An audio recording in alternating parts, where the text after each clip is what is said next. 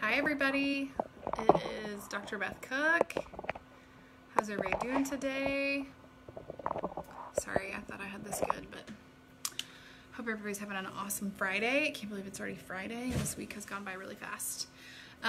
Today I'm going to be talking about the flu shot. I have had recently a lot of people asking me about, how I feel about the flu shot, or if I get the flu shot, or if I give the flu shot to my kids. I'm going to share this video real quick on my page too while I'm chatting. And so I just thought, I'm just going to go live and talk about it because I recently, on a page that I belong to of women chiropractors, I was kind of shocked to see the reaction of how they felt about educating their patients about the flu shot. And I thought, if we that know and are educated and trained in this aren't educating, then who will? So I'm going to share this page real quick, or share this video. Oh, nope, sorry, I did that wrong. So I will preface this by saying that, hang on one second, sorry, nobody's on anyway, so on yet anyway.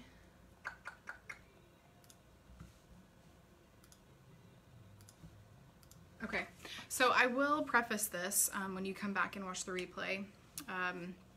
You can listen to my spiel at the beginning, but I will say that I'm very lucky and grateful that I'm part of a group of doctors at the Wellness Way, and I get a lot of training from the Wellness Way and training on nutrition and autoimmune disease and cardiovascular disease and thyroid and hormones and all these kinds of things. And so our training is very all-encompassing, and we get a lot of information, and we have a lot of experts that get to come talk to us. So I will say that most of this information I'm going to present to you is just based on training that I have gotten from training that I've gotten from the Wellness Way. So Dr. Sherry Tenpenny is somebody who has come and educated us on vaccines.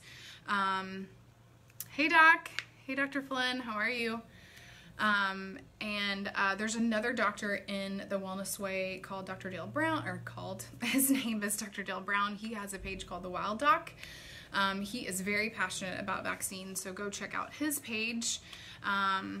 Hi Brittany, how are you? And so a lot of this information is information I've gotten from them, from training that they have. Dr. Sherry Tenpenny is very educated in vaccine research. So is Dr. Dale Brown. Dr. Nicole did a great video. It's probably been about a year, but she did it on the flu shot. So you can go check out her page, Nicole Selesky. I don't know the whole name of the page, but you can go check out her page and look up that video on the flu shot. So this is just kind of a recap of all of that I have, that information that I have that I'm just sharing with you. They have references if you need references. This is not an emotional, like, cuckoo crazy, don't get the flu shot kind of talk. This is actually research and science and information that's important for you to know. So we are bombarded every day with, go get your flu shot, go get your flu shot. You need your flu shot. It's the only way to get protected. And that's just not true. And so my job is to present the other side of that, so that you can be empowered. I feel like a lot of people that I see in my office are on the fence. You can tell they really don't want to go get it, but they feel peer pressured. They don't have enough information to know that it's okay if they don't. So this is really what that's for, is giving you empowerment, and so that you can know that it's okay to not go get it. It's okay. There are lots of other things that you can do to protect yourself. So number one, our bodies were designed to heal, and our bodies were designed perfectly. We have something called an immune system. And if we protect and we boost that immune system, then we can protect ourselves. So if we, rather than going get the flu shot, learn how to increase our immune systems, then we can protect ourselves a lot better. So like I said, we have an immune system. It's designed to fight off and disease. So it doesn't mean that, this doesn't mean that you're never going to get the flu. It just means that if you do get it, that your consequences of getting it is just going to be like any other virus. You're going to be sick for a week and then you'll be fine. Majority of people, the vast majority of people, that is what happens. The media likes to scare us, right? They like to report big crazy numbers and a lot of negative things. And if that's all you're watching, then yeah, that's what you believe, is that if I get the flu, I'm going to die. And so I have notes. I'm going to try to stick to my notes here so that I can inform you as best I can. So just, I don't get the flu shot. I've never gotten the flu shot. So the people that argue like, oh, well, I always get the flu shot and I've never gotten the flu. Well, I never have gotten the flu shot and I've never gotten the flu. So knock on wood. So then, that argument kind of sucks, right? So, okay. So number one, I'm going to go through I have 10 reasons here. Okay. So number one, the CDC literally rolls the dice. They completely guess. There is no science. There's no research behind it. It is a complete willy-nilly, eeny, meeny, miny, moe guess on which strain is going in that shot that year. I don't know about you, but those are chances that are not very good odds, right? So there is no science behind it. You can Google it, you can research it. There is no science behind it. It is complete educated guess. And that in itself is the reason why the flu shot is not very effective, okay? So the flu shot is not very effective. I think people confuse the vaccine with immunity. I hate that word, immunization, because just because you get a vaccine does not mean that you are immune. Part of that is because reason number one, it's a guess. There were lots of strains of flu. And say, there's all these strains of flu and you get the flu shot. So you get this one strain. You're not getting multi-strain. Some of them are multi-dose, but you're just getting the one strain. So what are the chances that you're going to expose to another strain? You're only protected against that one strain. That's it. That's why some people get the flu shot and they still get the flu, because you were exposed to a different strain, okay? So it's not very effective. It says the CDC's own stats, they keep stats every year and they fluctuate, right? Sometimes it's 50% effective. Sometimes it's 10% effective. So, and that's because they're guessing. There's no way for them to know. So it's a complete guess, and that makes your odds of it protecting you not very good, okay? If y'all are hopping on, y'all can say hi. I have no idea. I just see numbers and little faces, but I don't know who I'm seeing. So anyway, okay. So then, then to the argument of, but if I get the flu, hi Amy, how are you? Man, it's been a long time, Amy. Are you still dancing? Because I'm not, and I miss it. I hope you are. Okay. So the big argument of, but oh my God, there were so many people that died from the flu. I have to get my flu shot because I don't want to die. So the numbers that the CDC report, so if you go on the CDC's website and you see the numbers that they report of who got the flu and flu deaths and all that good stuff, they combine flu and flu-like illnesses. They do not separate them out. They also include pneumonia and other complications that you get from the flu into that number. So those are not buccal swab confirmed cases of influenza. Actually, the CDC had a statistical model they followed, and that's how they reported. They weren't actually keeping stats. The American Lung Association, that is who keeps real stats of confirmed buccal swabs, flu, who died from that. So just remember, when you're seeing that huge crazy number that they're reporting, not dancing, missing it, 18 weeks. Oh, good, good. I know for sure. Once you have babies, it's what am I putting on them? What happened to my body? Yeah, for sure. So that's good. That's good. Well, hopefully I can provide you some information here. So, okay. So I think last year they were reporting 80,000 deaths, something insane like that.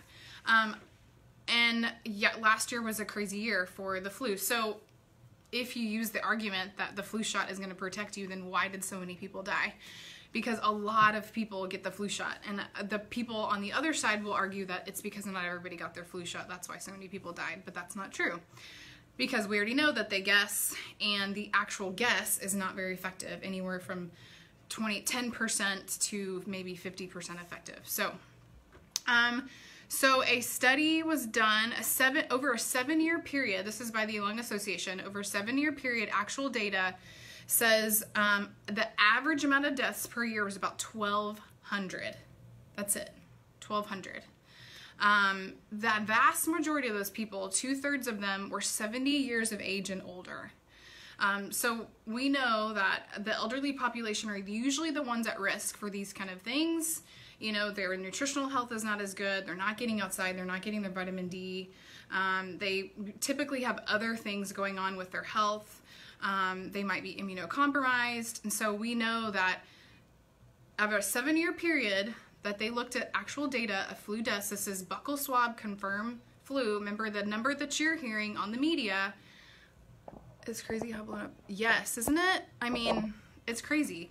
So when you get your flu shot, you're being protected against influenza. That's it.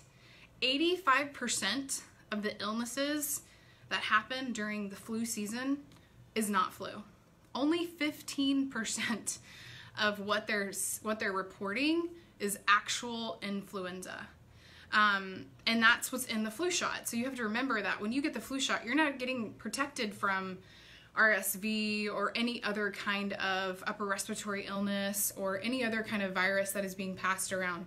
How many times have you've been around somebody that's sick and they don't have the flu and they're awful, and that's because 85% of the diseases that are being reported are influenza-like illnesses. It's not influenza, it's influenza-like. And then the deaths that they're reporting are influenza-like deaths. They're also reporting complications like pneumonia and things like that. So all this is to say is that the flu shot does not equal, I'm going to get my flu shot, so I'm going to be protected from the flu and I'm not going to die. Most likely, most of these people that are watching are in a population where you're not at risk for that anyway. 2/3 of my kids got flu. It was awful. Yes, use oils, use holistic remedies. Yes, and lots of rest. We will go through at the end what you do instead. But there are so many things. I think that people think that that's the best way to protect yourself, and it's not. So, okay, so what's in the flu shot? Wait, did I skip something? Oh, they like to report that the flu shot will boost your immunity, right? It's going to give you this immunity. And that is a bold-faced lie. It's not true. There was actually a study. If you go over to Dr. Dale Brown, the Wild Doc, if you go to his Facebook page, he did a recent, he does a lot about vaccine education, but there was a study that the CDC actually published that said, especially if you're a repeat, if you get your flu shot every year, that actually your immune system is weakened. And so that it does not boost your immunity, it actually does the opposite. It causes your immune system to weaken. And that is a study by the CDC. That is not me. That's not an article I read in People magazine. That is from the CDC. So the ones that it compromises their immune system the most are the ones that get it year after year after year. So if you get the repeated doses every year. So, okay, let's talk about other reasons why you shouldn't get the flu shot. So what is in the flu shot, okay? The flu shot is not a little bit of virus and some saline. I think that's what I thought it was when I was young, or even, I wasn't getting the flu shot, but that's really what I thought it was. I thought it was a little bit of virus and some saline in a shot, and they shot it in my arm. It's not. So it's a dead virus, so that way you don't actually contract the flu. But the reason why you can get the flu after the flu shot is because you are being exposed to a different strain than you got injected with. There are lots of different strains. So that's why you can still get it after you get the flu shot. So since it's a dead virus, they have to use adjuvants. Adjuvant is something that essentially it irritates your immune system. It causes an inflammatory response, because if you don't have that inflammatory response, then nothing will happen, right? So a lot of adjuvants, or common adjuvant they use is thimerosal. They will say they've taken mercury out of most vaccines. The flu vaccine is one that they haven't. There are still remnants of thimerosal.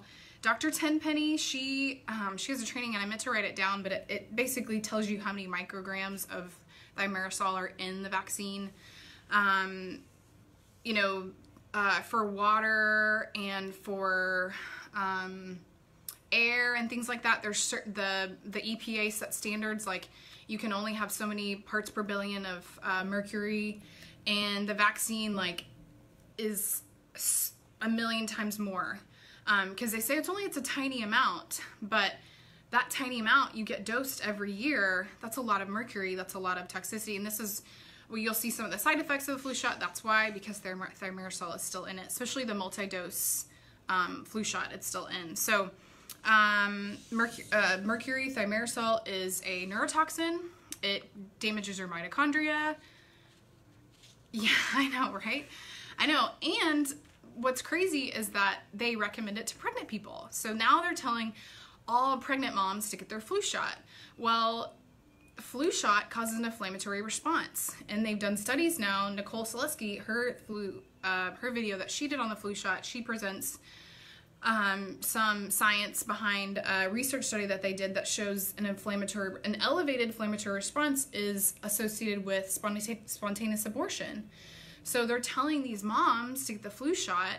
Well, we know the flu shot causes you to have an inflammatory response, and sometimes an elevated inflammatory response. And then that could cause you to have a spontaneous abortion.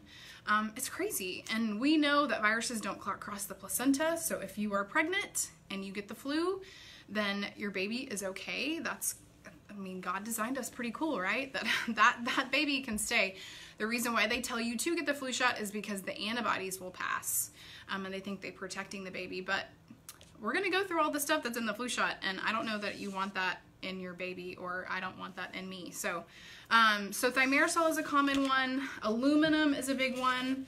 That's in all the other vaccines they use. You know, back to thimerosal, sorry. If you are pregnant, for example, it just scared the heck out of me. Yes, peer pressure. And that's why I'm doing this, because so many people I've seen that are like, do I really have to get it? Like, I don't want to give it to my kids, but my pediatrician was like, you have to get it. Your kids are going to die. And so I feel like we need to have some support on the other side if we don't want to. If you want to get it, that's your prerogative. Go get the flu shot. But I feel like my job is to help educate you so that if you don't want to get it, you actually have some science and you have some information at hand to know that, okay, I am making a good decision here. I'm not going to be a horrible parent because I don't give my kid the flu shot. So yeah, for sure. So if you're pregnant, they tell you, what do they tell you not to do, right? Don't eat tuna, don't eat swordfish, don't eat fish high in mercury, because mercury is bad and it could damage your baby. Well, they're trying to inject it into you. So if you eat it, it has a chance to detoxify. It goes in your mouth, your liver detoxifies it, your stomach acid gets a chance to kind of kill it and get rid of it. Your body has a chance to figure out, I don't know what this thing is, and it needs to leave. But if you inject it into your bloodstream, that's it. It goes straight to your bloodstream. Your body doesn't have a chance to detoxify it, get rid of it, or anything. It goes straight into your bloodstream. So it's funny to me that they tell you not to eat fish and tuna, but they want you to get a flu shot. I don't understand it. Well, it's money. That's what it really is. That's what it boils down to. But there's a couple other adjuvants they put in, something called Triton X100 that disrupts your mitochondria. Polysorbate 80, that actually opens up the blood-brain barrier. It's what's in chemotherapy. That can cause anaphylaxis, it can cause infertility. They use gelatin in it. And how they make it is they take a virus called a seed virus, they put it inside of an egg, and they see what grows well, and if the virus grows well. If it doesn't, then they add some other viruses to it, so that it can become a complete virus. But essentially, it's like a hybrid virus. And then they pick the eggs that it grows the best in. They suck out the egg white that has all the virus in it. They purify it, which means they try to remove the virus from the egg white. But it says that they centrifuge it to remove as much chicken tissue and blood as possible. So your flu shot will still have chicken tissue and blood and egg. Some of it still remains in the final product. A lot of people that have egg allergies cannot get the flu shot because they make it in eggs. So they've started to develop other ways to grow the flu, or to make the flu shot. The first thing they tried was, they tried some monkey cells. That didn't work. I didn't really write much down about that. Then they tried Percy-6 cells, which is from aborted fetal tissue. So all of you Christians out there that don't believe in abortion, if you get the flu shot, and you're not getting one that was made from eggs, there's lots of different producers that make these vaccines.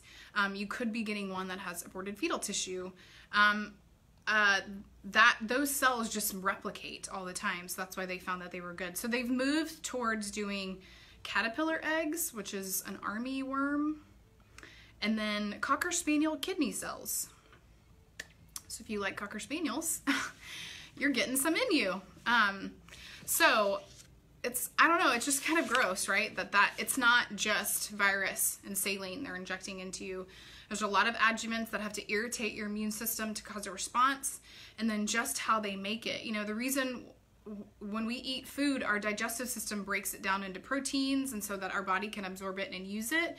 But if you get a shot, you're injecting those proteins right into your bloodstream. Those proteins aren't meant to go into your bloodstream. That's why you can have a lot of reactions, negative side effects from things like the flu shot. So it can cause a variety of side effects. Guillain-Barré, it causes a lot of nervous system side effects like inflamed spinal cord, brachial plexus disorder, where basically like all of this becomes inflamed, so you could have pain in your arm and numbness in your arm forever. It can cause blindness. You know, these are the rare, severe side effects, but they happen. I have an employee who, her sister has Guillain-Barré, and she's for life. She is, you know, for her one flu season, she was trying to protect herself, and now for life, she has a debilitating disorder. So a lot of the side, you can go on the CDC and you can look up all of these things. I'm skipping a lot because I'll be here forever if I tell them all to you. But so anyway, so you're kind of rolling the dice, right? It's a guess which strain that they're giving you. You could still get the flu because you could get exposed to another strain. It's not very effective anyway. It's going to weaken your immune system. It's got all kinds of crazy stuff in it. It's only designed to protect you against illnesses caused by influenza, not anything else. So you can still get the flu. You can still get the flu shot and get something that looks a lot like flu. I don't know how many of you have ever been sick and you think, oh God, this is probably the flu. And then you go to the doctor and they swab you and they're like, no, you don't have the flu. Go home, you know, drink some Pedialyte or whatever they tell you to drink. That's the only thing it's going to protect you against. And if you remember, if we go back to those stats, only 15% of the time on average is it actually influenza. 85% of the time it is a whole nother virus, okay? Okay, what about kids, right? They want you to give it to your kids. So a view of 51 studies on more than 200,000 children in 17 different papers. There was no evidence that injecting kids 6 to 23 months of age was any more effective than a placebo. I'm going to say that again. A view of 51 studies on more than 200,000 children in 17 papers, no evidence of injecting kids 6 to 23 months of age was any more effective than the real placebo. So if that is not ammo enough to go when you go to your pediatrician and say, nope, not going to do the flu shot this year, thanks, no thanks, then I don't know what is. They did another study on kids that had asthma. Okay, so in a 10-year period of time, they did a retrospective study, 263 kids from 6 months to 18 years of age that had labbed confirmed influenza. So they did the buccal swab and said, yep, it was flu. The kids with asthma that got the vaccine, they had 3 times increased risk of hospitalization versus the kids that had asthma did not get the vaccine. So they had confirmed flu from the buccal swab, yes, this is flu, and the ones that had asthma and did have the vaccine, 3 times risk of hospitalization versus the ones that did not have the vaccine. And I think part of that is because it weakens your immune system. And so if it weakens your immune system, it raises your inflammatory response, and you have something like asthma, that is going to affect your lungs that much more. They did a report on adults, healthy adults. 25 reports, 60,000 adults, only prevented the risk of influenza by 6%. So majority of you watching, you're going to get a 6% reduction of risk if you get the flu shot. So if you do get vaccinated, Dr. Dale Brown did a great video on this recently, that, you know, they talk about shedding, on vaccine shedding. It happens a lot differently than we think. And that's another thing when they started developing, we're sort of guinea pigs. I know many of you probably don't believe that. I don't know what you think or feel, but we sort of are. We are being tested on, because a lot of these vaccine safety studies are not done very well. They don't do placebos because it's a health risk, a public health risk. But anyway, so Dr. Dale Brown talked about vaccine shedding or viral shedding. And the study that they did said that if you get the vaccine, if you get the flu vaccine, and then you contract the flu, because you probably got a strain that you didn't get injected with, you weren't protected against that specific strain, then you are 6 times more likely to spread it than somebody who did not get the vaccine. So me, who doesn't get the vaccine, if I got the flu, and my neighbor who did get the vaccine and got the flu, my neighbor is spreading it 6 times more than I am. And that has a lot to do with your immune response. I think that's kind of crazy. He also talked about how, you know, when you cough and sneeze, those are large droplets, right? You can see them. They're very visible. And they usually will drop to the floor because gravity takes hold and they drop to the floor. So really the spreading that goes on with that 6 times increase in spread is through talking.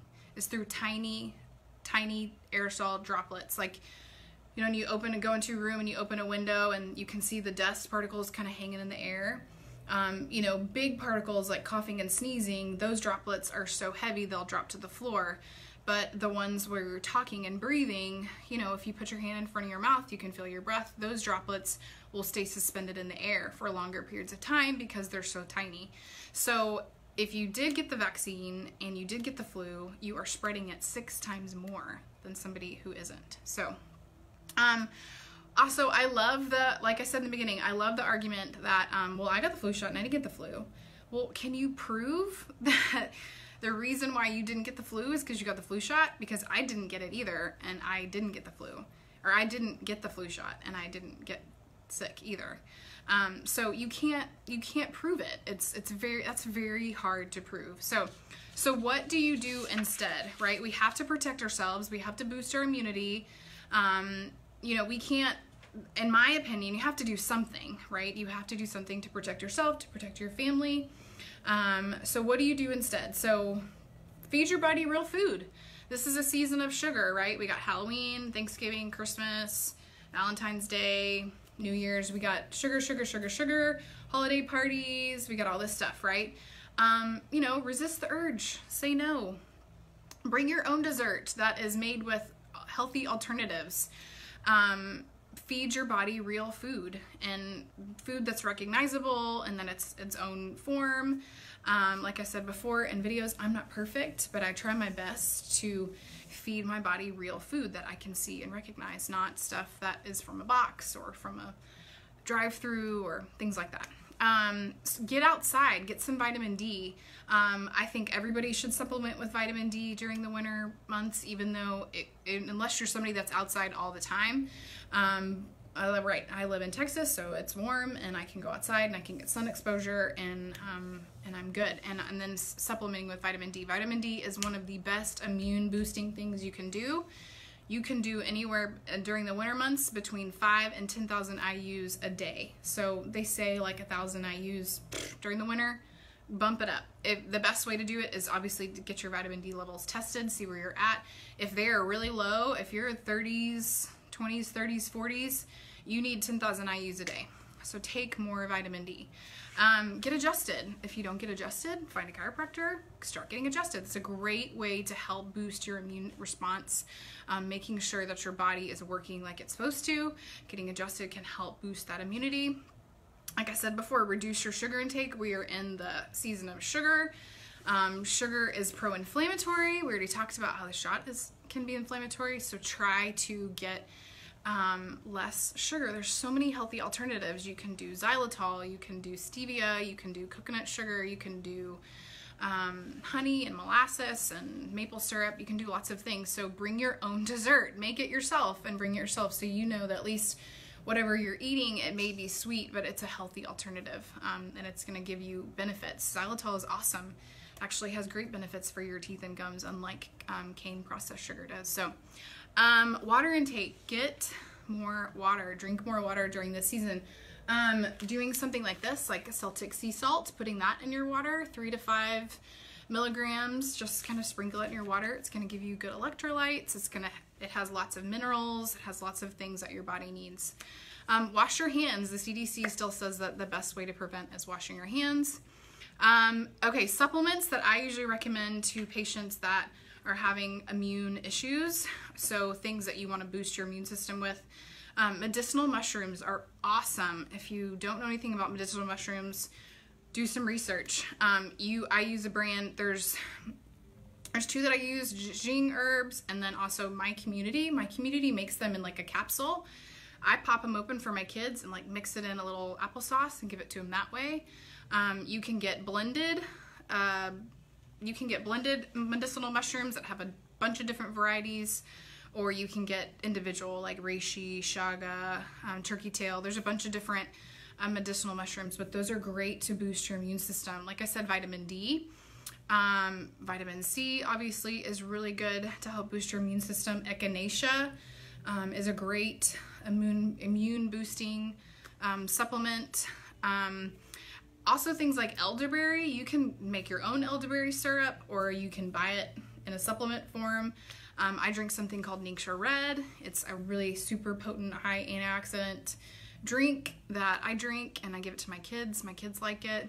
Doing essential oils. So essential oils are not a trendy thing. They've been used for thousands and thousands of years. They're not some kind of witchcraft. They work. So using essential oils. So, and if you do get sick, if you do get exposed to the flu, do all of these things. This will help your immune system fight that virus, and so that you don't end up with any crazy consequences. But essential oils, doing things like cinnamon and clove and oregano, and wintergreen, a lot of the hot oils are really good. So if you do ingest them, you want to make sure that you're doing a good brand of essential oils. I love Young Living. I think those are the best essential oils on the market. They control every process from when the plant goes into the ground, when they're put in the bottle. Essential oils are not created equal. If you go to the grocery store, most of those are, they say on there like not for internal use, because they have other things in them. There's not a lot of regulation on essential oils, so they can put 100% pure, and it's not. So if you do have a pure oil, ingesting them in a capsule, put a little carrier oil in there with them and then ingest them. Or you can put them topically on your skin. You can diffuse them into the air. That's another great thing to do. And then green leafy veggies. I take something like this every now and then, multigreens. This is from Young Living too. It just has a lot of dark green leafy veggies, because dark green leafy veggies are going to have a lot of antioxidants and vitamins and minerals, and they're high in those immune boosting properties. So there's a lot of things that we can do that are good for us, to help us combat things like flu and the other 85% of the viruses that we're going to be exposed to during this season. So the flu shot is not your only option. If that is what you want to do, it is your body. It's your decision. But like I said, I have a lot of patients that I could tell they're like, I really don't want to, but my doctor is like really pressuring me, and I feel like I have to do it, and I don't really want to give it to my kids, but I don't know what else to do. So this is for you to be empowered and to have information so that you know, okay, it's okay if I don't give them the flu, because I can do all these other things to help their immune system, and I know that they're not at risk anyway. Like I said, for kids, like that stat said, 200,000 children, that there was no evidence that giving them the flu shot was any more effective than the real placebo. You have to keep in mind too, most of the people that were dying from the flu are elderly and they're probably immunocompromised. You cannot assume that that person is completely healthy by looking at them. They may have an autoimmune disorder and you had no idea about it. So there are people that are going to be at risk for more severe consequences from getting influenza. But the majority of people, majority of us out there, are not in that category of having super high risk. So if you're pregnant, or if it's your kids, if you are between the age of 23 months and 70, you're probably okay, unless you have some kind of condition that's going to compromise your immune system. If you're autoimmune, if you're on chemotherapy, if you have other viruses that are latent and that you know affect you. I have diabetes. Should I take the shot? I mean, it's your decision. Diabetes is an autoimmune. I think there are lots of other things that you can do that I mentioned that can help boost your immune system to keep you healthy. I don't know how old you are, Roxanne, but if you are in that age range that I talked about, if you're not over the age of 70, then your risk is pretty low. Like I said, this is your decision. I can't make that decision for you.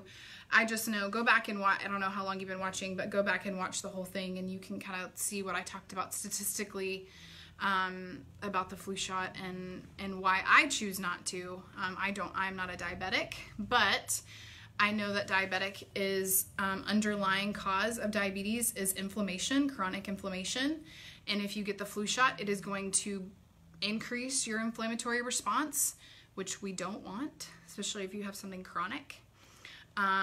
So if I were you, I would just try to do as many things as I could to boost my immune system, to keep my body healthy so that if you do get exposed to it, you have a fever, you have a congestion, you were laid up in bed for 4 or 5 days, and then you get over it. So anyway, I hope this was helpful. I hope that I don't get a bunch of hate mail now because I don't like the flu shot. But I really think there are a lot of people out there that want to do an alternative and know, like, these statistics are not great. Like, you're not doing yourself a whole lot of good by getting it anyway. It's not the best way to protect yourself. I know that every news outlet and every corner and CVS and grocery store and whatever is going to tell you that, but that's just not true. I was researching for this video and I looked up YouTube videos just to see what kind of crazy people are out there. And this doctor has this YouTube channel and he has all these subscribers and he's an idiot. He is an idiot.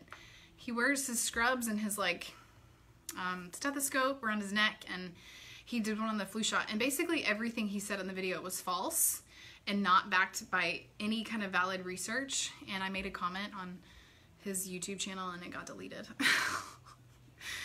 I said everything I said in here, like, this is all backed by research. This is not my emotions. This is not me getting in a heated debate with anybody. This is just simply facts. And like I said in the beginning of the video, I am trained by a group of doctors who has access to people who love to research about this, and they dig and dig and dig, and they read a lot and they do a lot of research. And so my training comes from them. So Dr. Sherry Tenpenny, Dr. Dale Brown, Nicole loves research, but Nicole Selesky, she did a great video on the flu shot as well. So this isn't just me just pulling information out of thin air or a magazine somewhere. This is research. This is legit information. So anyway, all right, I'm gonna go. I hope you'll have an amazing, amazing Friday. If y'all have any questions, feel free to reach out to me. If you're concerned if you should get it or not. Like I said, I can't make that decision for you, but go back and watch this video and maybe that will help you make your decision. Go check out Dr. Sherry Tenpenny. She has lots of information on the flu shot and vaccines in general. Dr. Dale Brown does. He's the Wild Doc. Dr. Suzanne Humphreys, she is another doctor that does a lot of vaccine education. So you can go and you can learn from them too and see what information they have to say. So my job is just to educate you, just to empower you with information. And so I hope that I did that today. So I hope you'll have an amazing Friday.